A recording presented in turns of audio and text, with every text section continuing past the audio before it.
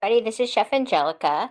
I wanted to give you another chef tip. If you're making my ultimate lentil loaf and you have some left over, you can either make another lentil loaf and freeze it, or go ahead and do what I do and make amazing lentil burgers.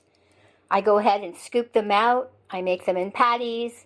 I bag them and tag them, put them in the freezer, and then you have amazing lentil burgers full of veggies and all these good deliciousness in your freezer anytime. Another reason to make my ultimate lentil loaf. You'll find the recipe in the video.